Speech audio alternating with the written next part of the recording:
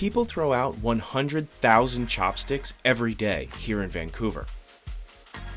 But now, this local company is upcycling them into shelves, cutting boards, and furniture.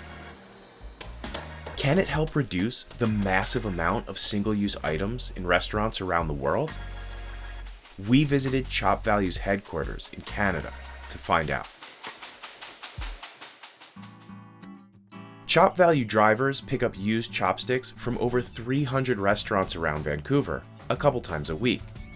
Typically about 100 kilograms a day, up to 150. Pre-COVID, it was more closer to like 300 kilograms a day.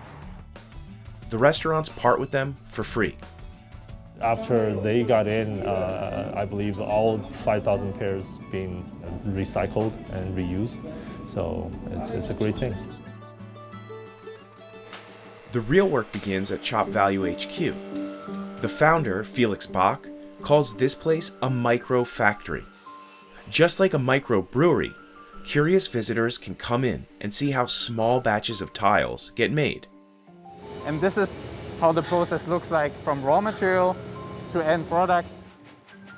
First, they sort the chopsticks on the custom-built shaker table. These neat stacks are easier to work with.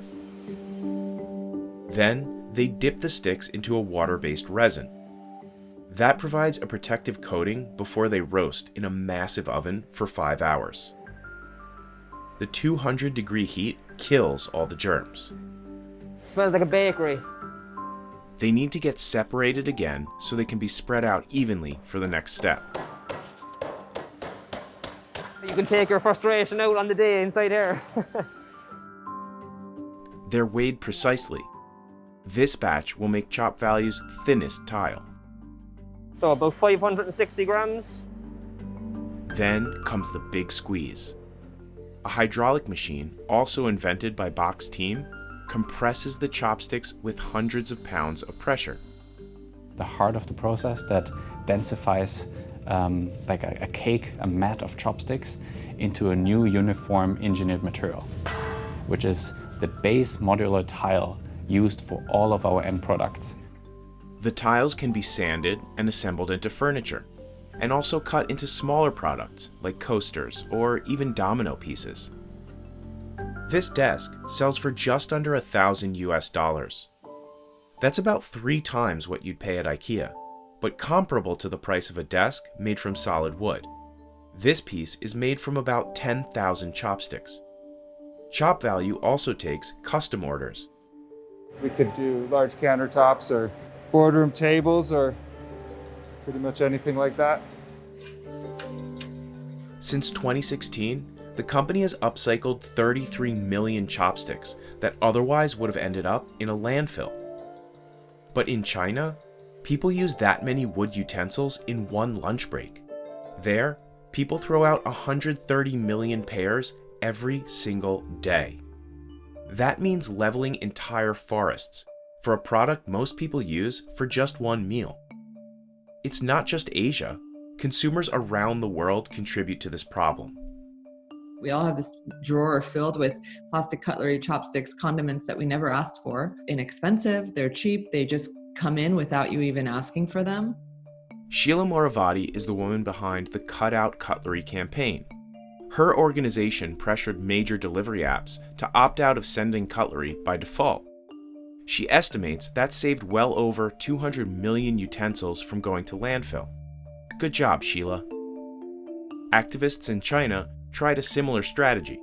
In 2017, they sued their country's biggest food delivery apps, trying to force them to stop giving cutlery by default. There was a public outcry at the time, but since the pandemic, food delivery with single-use items is higher than ever. So we may never eliminate disposables completely. That's why Sheila says upcycling is so important. If there are opportunities like that to use something that was going in the trash or headed to landfill, why not? We have so much trash right now, and it's just, we're at the limit. The planet can't take it anymore. When ChopValue first started, it was only making coasters. Now it has franchises in 3 cities in North America, with more expected later this year. Coasters are still the #1 selling item, but the collection has grown to more than 30 products. And Felix Bach hopes his invention will show people that the next big idea for reducing waste could be right at our fingertips. You put a few tiles and a few hexagon shelves on your wall, and you can point to your friends to your wall and say, hey, guess what? I have 1,800 chopsticks on my wall. And you start a conversation about sustainability or about recycling.